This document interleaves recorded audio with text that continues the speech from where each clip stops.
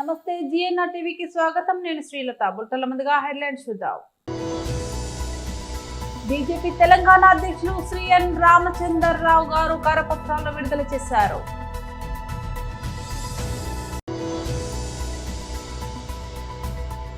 తెలంగాణ భవన్ లో మీడియాతో మాట్లాడుతున్న BRS working president KTR. YSRCP state SC cell అధ్యక్షులు మాజీ ఎమ్మెల్యే టీజేఆర్ సుధాకర్ బాబు ప్రెస్ మీట్.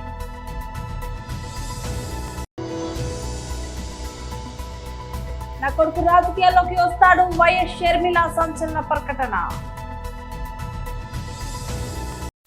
బీజేపీ తెలంగాణ అధ్యక్షులు శ్రీ ఎన్ రామచంద్రరావు గారు కరపత్రాలు విడుదల చేశారు.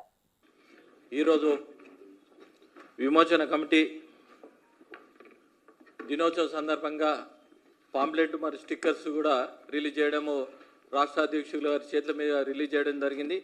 దీనికి అన్న రాకేష్ అన్న గారు, అదేవిధంగా నా తోటి ఎమ్మెల్సీ కుమరన్న గారికి, అదేవిధంగా శ్రీవర్ధన్ అన్న గారికి, బాలాజన్న గారికి, గూడు నారాయణ రెడ్డి అన్న గారికి, విక్రమన్న గారికి, దివాకర్ అన్న గారికి నమస్కారాలు.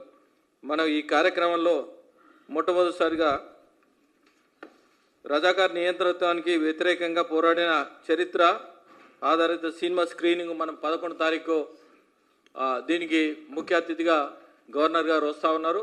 మరి కేంద్ర మంత్రులు ఇద్దరు, మన సంజయ్ అన్న మరియు కిషన్ రెడ్డి గారు, మరి దాంతోపాటు ఎంపీలు, ఎమ్మెల్యేలు, ఎమ్మెల్సీలు, తర్వాత స్టేట్ మొత్తం లీడర్స్ అందరూ ఈ సినిమాకు రాబోతూ ఉన్నారు. అదేవిధంగా రాష్ట్ర వ్యాప్తంగా విమోచన అధికారికంగా జరపాలని డిమాండ్ చేస్తూ సమావేశాలు నిర్వహించాలి. ప్రతి జిల్లాలో 12 తారీఖు నుంచి ర్యాలీలు, తర్వాత ఏంటంటే ప్రతి మీటింగ్కు ఒక ఎక్స్ఎమ్మెల్యే వాళ్ళు కూడా ఇన్ఛార్జ్ చేసి పంపించడం జరుగుతుంది.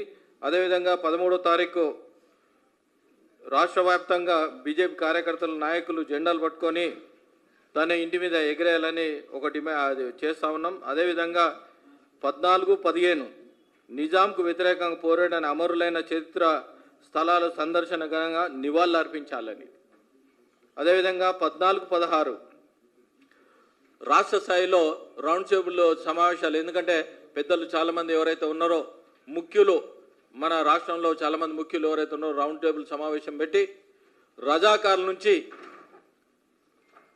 గతంలో రజాకారులు ఎట్లా అణచివేత అయ్యిందో ఇప్పుడు రజాకారుల నుంచి మనము ఏ విధంగా ఎస్కేప్ కావాలనే ఉద్దేశంతో ఈ రౌండ్ టేబుల్ సమావేశం పెడతా ఉన్నాం. 17వ తారీఖు సెప్టెంబర్ 17వ తారీఖు విమోచన దినము కేంద్ర ప్రభుత్వం ఏదైతే చేస్తూ ఉన్నదో దానికి మన కేంద్ర మంత్రి వారు రాజ్నాథ్ సింగ్ గారు వస్తూ ఉన్నారు. దానికి మొబిలైజేషన్ అవన్నీ కూడా చేయడానికి జరుగుతుంది. పెరేడ్ గ్రౌండ్లో జరిగే ఈ విమోచన దినానికి కేంద్ర మంత్రి గారు వస్తూ ఉన్నారు. దానికి ప్రతి గ్రామంలో జెండా ఎగిరేసి, మన ప్రతి పార్టీ ఆఫీస్లో కూడా జెండా ఎగిరేసి ఈ కార్యక్రమం రావాలని జిల్లా అధ్యక్షులకు అందరికీ పేరు పేరున నేను తెలియజేస్తా ఉన్నాను. ఎందుకంటే ఈ కార్యక్రమం 17 సెప్టెంబర్ కార్యక్రమం ఏదైతే ఉందో 1998 నుండి జరపబడుతుంది. ఈ కార్యక్రమం మీకు అందరికీ తెలుసు. 1948లో పటేల్ గారు ఆధ్వర్యంలో మనం జయించిన తర్వాత ఇది విలీనం కావడం జరిగింది. కర్ణాటకలో 3 జిల్లాలు, మహారాష్ట్రలో 5 జిల్లాలు. కర్ణాటకలో ఏది గవర్నమెంట్ వచ్చినా కానీ అక్కడ ముక్తి దివాస్ అనే కార్యక్రమం చేస్తూ ఉన్నారు. మహారాష్ట్రలో కూడా ముక్తి దివాస్ అనే కార్యక్రమం చేస్తూ ఉన్నారు. తెలంగాణ భవన్ లో మీడియాతో మాట్లాడుతున్న బీఆర్ఎస్ వర్కింగ్ ప్రెసిడెంట్ కేటీఆర్. తెలంగాణకి కల్పతరువు లాంటి తెలంగాణను సస్యశ్యామలం చేసిన, తెలంగాణ బీళ్లకు గోదావరి నీళ్లను మళ్ళిచ్చిన ఒక బృహత్తరమైన ప్రాజెక్టు కాళేశ్వరం ప్రాజెక్టు. ఆ ప్రాజెక్టు మీద కాంగ్రెస్ పార్టీ ఎలక్షన్లకు 3-4 ఏళ్ళ ముందు నుంచే భయంకరంగా విషం జిమ్ముతూ మొదటి రోజు నుంచి ఈ ప్రాజెక్టును బద్నాం చేయాలన్న ప్రయత్నం ఎంత గట్టిగా చేసిందో, ఎట్లా ప్రజల మనసుల్లో లేని అనుమానాలను జొప్పించి అడ్డమైన ఆరోపణలు చేసి ఇష్టం వచ్చినట్టు నోటికి ఎంత వస్తే అంత మాట్లాడి మళ్ళీ ప్రభుత్వం వచ్చిన తర్వాత కూడా అదే ట్రెండు, అదే వరుస తప్ప ఇంకోటి లేనేలేదు. తెలంగాణకు వరప్రధాని లాంటి కాళేశ్వరం ప్రాజెక్టు మీద చివరికి కక్షగట్టి తెల్లారు లేస్తే రాహుల్ గాంధీ గారు దుమ్మెత్తిపోస్తూ ఉంటారు. బీజేపీ జేబు సంస్థ సిబిఐ, బీజేపీ జేబు సంస్థ ఐటీ అంటూ తెల్లారు లేస్తే కాంగ్రెస్ ప్రభుత్వం, కాంగ్రెస్ పార్టీ జాతీయ నాయకత్వం జాతీయ స్థాయిలో సిబిఐ అంటేనే అది జేబు సంస్థ బీజేపీకి అని చెప్పి దుమ్మెత్తిపోస్తూ ఉంటారు. కాళేశ్వరం ప్రాజెక్టు మీద ఈ ముఖ్యమంత్రి గారికి ఎంత కక్ష అంటే చివరికి ఏ సిబిఐనైతే రాహుల్ గాంధీ గారు అనునిత్యం తప్పుపడుతూ ద్వేషిస్తూ ఇది బీజేపీ జేబు సంస్థ అని మాట్లాడతారో, చివరికి ఆ కాళేశ్వరం ప్రాజెక్టు మీద ఇక్కడ ఏమీ లేదు, కొండను దవ్వి ఎలక కూడా పట్టలేదు కాబట్టి 22 నెలలు మరి టైంపాస్ చేసి కోట్ల రూపాయలు తగలబెట్టి కాళేశ్వరం కమిషన్ అని పెట్టి పీసీ ఘోష్ గారి కమిషన్ వేసి కొండను దవ్వి ఎలుకను కూడా పట్టలేని పరిస్థితుల్లో మళ్ళీ కొత్తగా సిబిఐ కప్పచెప్తున్నా అని ఒక కొత్తగా నాటకానికి తెరదీసినారు. నేను ఇవాళ ముఖ్యమంత్రి గారిని అడుగుతా ఉన్నా, రాష్ట్ర వ్యాప్తంగా ఇవాళ ప్రజలకి మీరు ప్రజల సొమ్ముతో ప్రతి పత్రికలో ఇవాళ అడ్వర్టైజ్మెంట్లు, ఫుల్ పేజ్ అడ్వర్టైజ్మెంట్లు ఇచ్చినారు. ఏమని? మల్లన్న సాగర్ నుంచి నీళ్లు తీసుకొచ్చి మూసీకి అనుసంధానం చేసే ప్రాజెక్టుకు, బృహత్ ప్రాజెక్టుకు ముఖ్యమంత్రి గారు ఇవాళ శంకుస్థాపన చేస్తున్నారు అని చెప్పి మరి ఫుల్ పేజ్ ప్రకటనలు ఇచ్చినారు. ఈ ముఖ్యమంత్రి గారికి కానీ కాంగ్రెస్ ప్రభుత్వానికి కానీ కనీస సిగ్గుందా అని నేను అడుగుతా ఉన్నా. కనీస మాత్రం ఇంగితం ఉందా? కనీస మాత్రం సోయి ఉందా మీకు? సరిగ్గా వారం కిందట, ఇదే సోమవారం నాడు, వారం రోజుల కిందట కాళేశ్వరం ప్రాజెక్టు మీద కక్షగట్టి సిబిఐ ఎంక్వైరీ అని పెట్టినారు. మరి ఈరోజు ఈ సోమవారం రోజు కేసీఆర్ గారు కట్టిన అదే కాళేశ్వరం ప్రాజెక్టు మీద ఆధారపడ్డ మూసీ జలాల అనుసంధానం అని పెట్టి ఇవాళ శంకుస్థాపన చేస్తూ ఉన్నారు. ఇక్కడ విచిత్రం ఏంటంటే, కాకపోతే ఎవరైనా మనిషి జ్ఞానం ఉన్నవాడైతే తల దగ్గర శంకుస్థాపన చేస్తారు, తల దగ్గర చేస్తారు. ఎక్కడైతే నీళ్లు ఉన్నాయో, ఎక్కడి నుంచి అయితే నీళ్లు తేవాలనుకుంటున్నారో అక్కడ శంకుస్థాపన చేస్తారు. వైఎస్ఆర్సీపీ స్టేట్ ఎస్సీసీఎల్ అధ్యక్షులు మాజీ MLA TJR Sudheer Babu press meet. Krishnamohan Reddy గారిని మరియు గోవిందప్ప గారు, ఆయన ఒక సిమెంట్ ఫ్యాక్టరీకి సంబంధించిన అధిపతి, వారిని అక్రమంగా కేసులు బనాయించే కార్యక్రమం జరిగింది. ఇదంతా ఒక సృష్టి. నారా చంద్రబాబు నాయుడు, లోకేష్ నాయుడు గారు ఆడించబోతున్న ఓ కట్టు కథ. ఇది ఒక బేతాళ కథ. ఎందుకు మేము దీన్ని నింపాదిగా నిబ్బరంగా ఎదుర్కొంటున్నాము అనంటే, దీనిలో ఏమి లేదు, సున్నా. అసలు కేసులు బనాయించి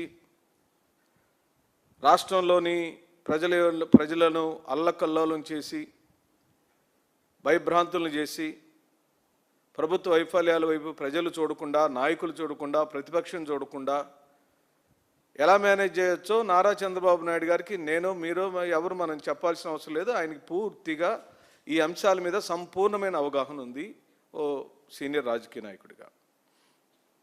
అసలు జరగనది జరిగినట్టుగా ఎలా చెప్తాడు? దారిని పోయే వాళ్ళందరికీ ఎలా ముడి పెడతాడు? ఓ ఫోన్ కాల్ లిస్టు తీసుకుంటాడు.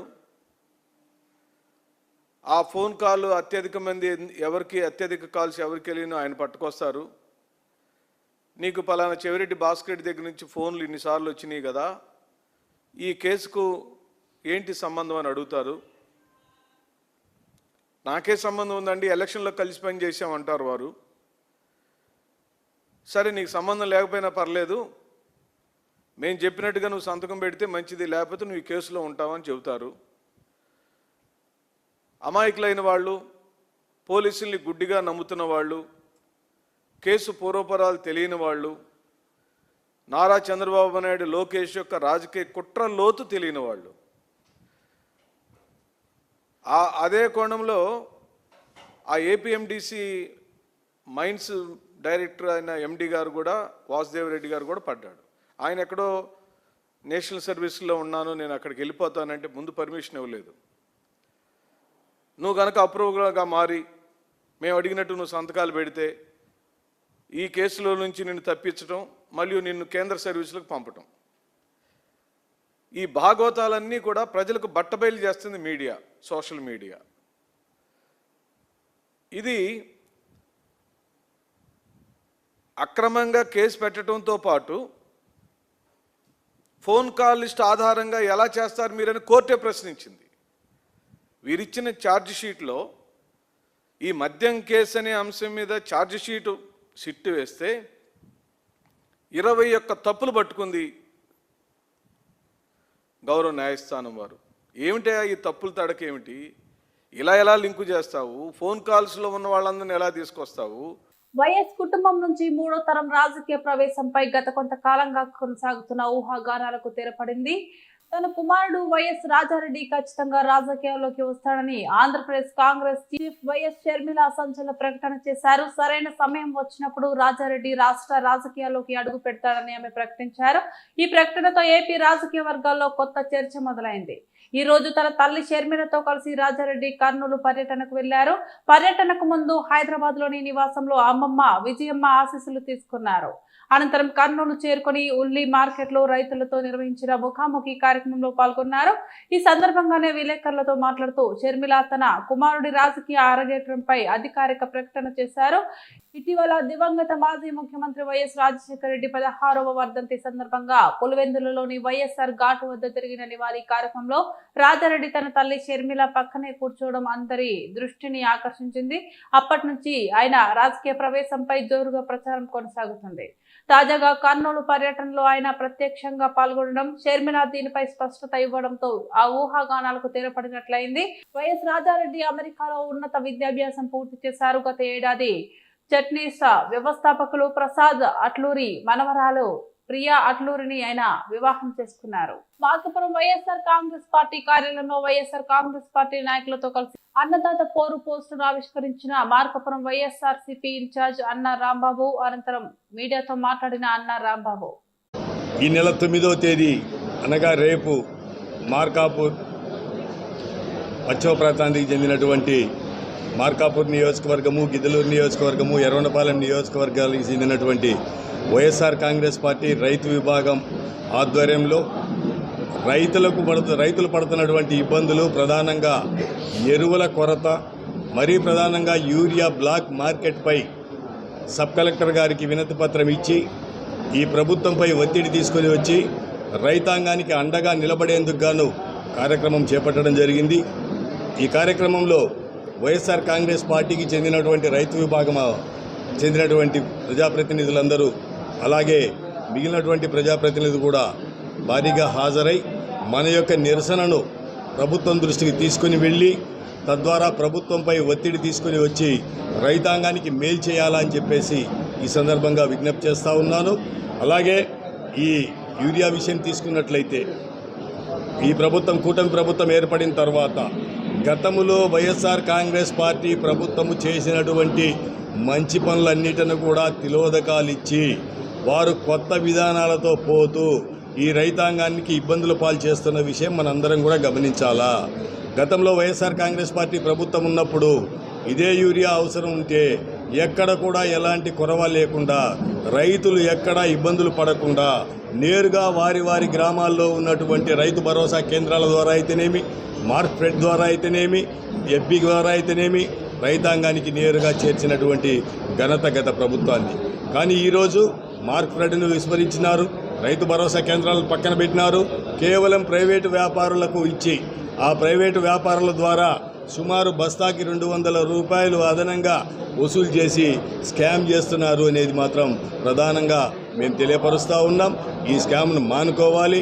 ఈ స్కామ్ను మానేసేసి రైతులకు ఇబ్బంది లేకుండా చూడాల్సిన బాధ్యత ఈ కూటమి ప్రభుత్వం మీద ఉంది. ఈరోజు చంద్రబాబు నాయుడు గారు ముఖ్యమంత్రి గారు అయితేనేమి, గౌరవ ముఖ్యమంత్రి గారు అయితేనేమి, అగ్రికల్చర్ మంత్రి వారు అయితేనేమి, వ్యవసాయ శాఖ మంత్రి వారు ఇరువురు కూడా కనీసం చీమ కుట్టినట్టు కూడా లేదు ఈ సమస్య మీద.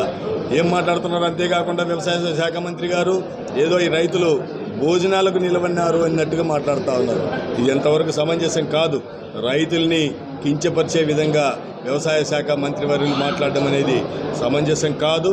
ఇప్పటికైనా ఈ కూటమి ప్రభుత్వం కళ్ళు తెరచి ఈ రైతులకు ఇబ్బంది లేకుండా రైతులకు ఉన్నటువంటి సమస్యలు తీర్చాలని డిమాండ్ చేస్తూ ఉన్నాం. రైతు భరోసా కేంద్రాలు మీరు ఎందుకు కానీ నిర్వీర్యం చేస్తూ ఉన్నారు?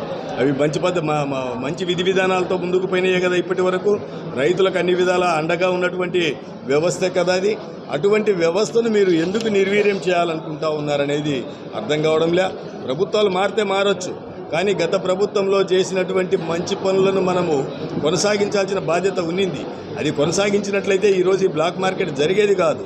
కాబట్టి ఈ ప్రభుత్వము వీటన్నిటి మీద కూడా దృష్టి సారించి వెంటనే రైతాంగ సమస్యను తీర్చాలని కోరుతా ఉన్నాం. గతంలో వైఎస్ఆర్ కాంగ్రెస్ పార్టీ ప్రభుత్వం ఉన్నప్పుడు ఈ ఇన్పుట్ సబ్సిడీ ఇచ్చేవాళ్ళు, అలాగే ఈ క్రాప్ ఇన్సూరెన్స్ ప్రభుత్వమే కట్టేది.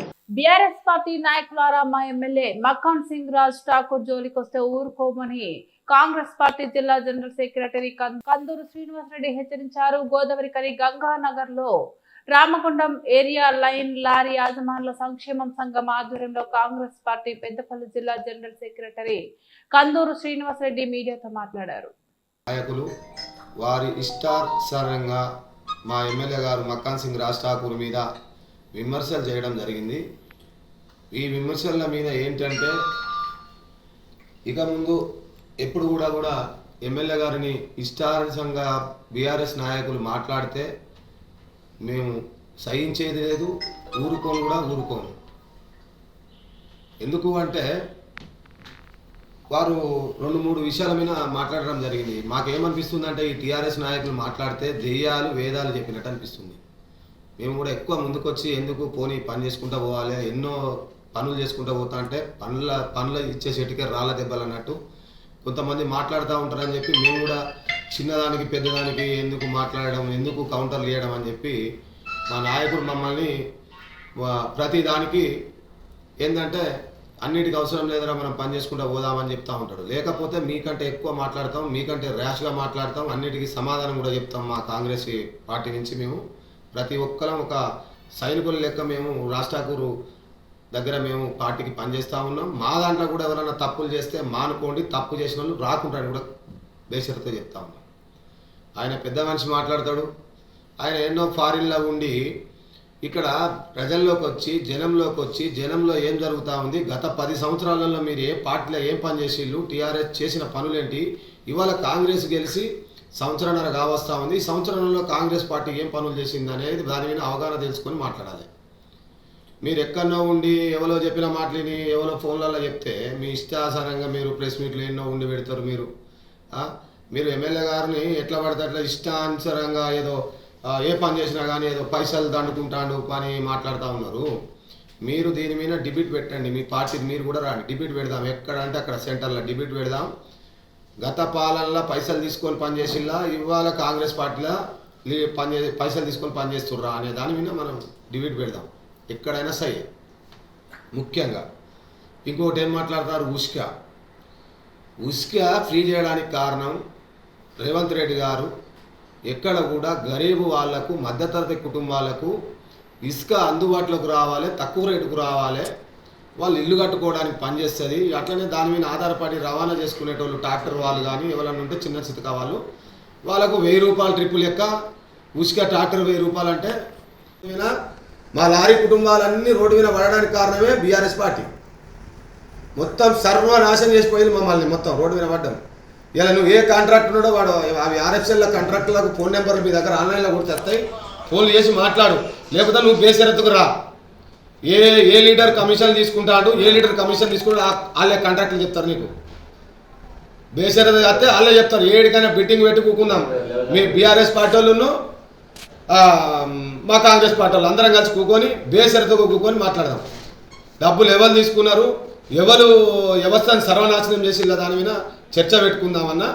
మీరు ఈ పద్ధతి మార్చుకోండి, లేకుంటే మీరు మార్చుకోకపోతే దేనికైనా సై అంటారా. మేము ఇప్పటికి మీకు ఆర్ఎఫ్ఎల్లో డబ్బులు తీసుకొని ఎవరెవరు రాజకీయం నడిపించారు, ఎవరు చేసిల్లు అనేది మీకు తెలుసు, మాకు తెలుసు.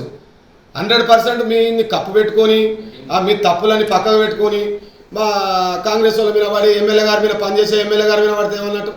ఎమ్మెల్యే గారిని అంటే ఊకోము, 100% చెప్తున్నాం. ఎమ్మెల్యే గారు చేసే పనులకు ఒకటి గుర్తుపెట్టుకొని, ఇప్పుడు ఇవాళ ఏదైతే లక్ష్మీనగర్ ఉందో, ఏదైతే రోడ్ల వెడల్పున్నాయో ప్రతి ఒక్క మనిషి 1000 మందిలా 990 మంది ఒకే డన్ అంటారు. డన్ అంటే నెంబర్ 1 చేస్తాడు. అందులో బీజేపీ వాళ్ళు ఉన్నారు, మన టీఆర్ఎస్ వాళ్ళు కూడా కార్యకర్తలు అందరూ అరే సెబ్బాస్రా భాయ్ మీ ఎమ్మెల్యే గారు 100% పనిచేస్తూ ఉన్నాడు, ఈయన మొగర్రా భాయ్ అని ప్రతి ఒక్క సామాన్య కార్యకర్త చెప్తా ఉన్నాడు. ఇలా లీడర్లకు నచ్చలేదు. మెయిన్గా ఈ లీడర్లు ఏం చేస్తారంటే ఇలా పైరోలు కానిస్తలేడు. పాపం అంతకుముందు ఏంటంటే పోలీస్ స్టేషన్లో పైరోలు ఎవరు పోతారు, పైరోలు చేసుకొని బతకటోళ్ళు. పోలీస్ పైరోలు నడతలేవు, ఏడికి పోయినా ఏమి నడతలేవు. ఇలా ఎవరైతే ఇల్లు కూలగొట్టిన వాళ్ళు వచ్చి చెప్తా ఉన్నారు, అన్న మంచిర్యాల పోయేది, కరీంనగర్ పోయేది, ఇలా మొత్తం వ్యాపారం అంతా నష్టం జరుగుతూ ఉంది. ఇలా వ్యాపారస్తులు కానీ కంపెనీలు వస్తే ఇక్కడ మనకు వ్యాపారం పెరుగుతుంది, మనకు అందరు ఇక్కడికి ఎక్కడి నుంచో ఇక్కడికి వస్తారు, మనది మొత్తం డెవలప్ అవుతుంది అని చెప్పి ప్రతి ఒక్కరు వాళ్ళు కూలగొట్టుకున్న వాళ్ళు ఉన్నోళ్ళు కూడా చెప్తా ఉన్నారు. అరే మీకెందుకు నచ్చలేదు భయ్, నాకు అర్థమవుతలేదు. మీరు ఒక్కరిద్దరి గురించి వ్యవస్థ మొత్తం సర్వనాశనం చేద్దామని చూస్తారు. మీరు ఇంకా మంచి పనులకు ముందట నిలబడారే, మంచి పని చేస్తాను, మనం చేయలేని పని ఎమ్మెల్యే గారు చేస్తానని చెప్పి ఉండాలి. కానీ ఇది ఎక్కడ పద్ధతి నాకు అర్థం కాలే మీరు మాట్లాడేది. ఎమ్మెల్యే గారు 100% మీరు ఇవ్వలు ఈ 10 సంవత్సరాల్లో చేయలేని పని ఇవాళ ఎమ్మెల్యే గారు. బులెటిన్ ముగించే ముందు మరోసారి హెడ్లైన్స్ చూద్దాం. బీజేపీ తెలంగాణ అధ్యక్షులు శ్రీ ఎన్ రామచంద్రరావు గారు కరపత్రాలను విడుదల చేశారు.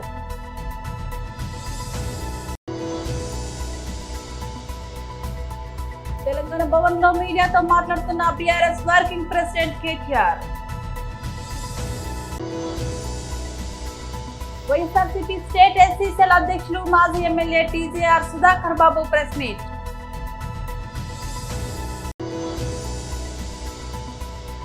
నా కొడుకు రాజకీయాల్లోకి వస్తాడు, వైఎస్ షర్మిల సంచలన ప్రకటన. ఇవి బులెటిన్ అప్డేట్స్. మరో బులెటిన్లో మళ్ళీ కలుద్దాం. అంతవరకు సెలవు, నమస్తే.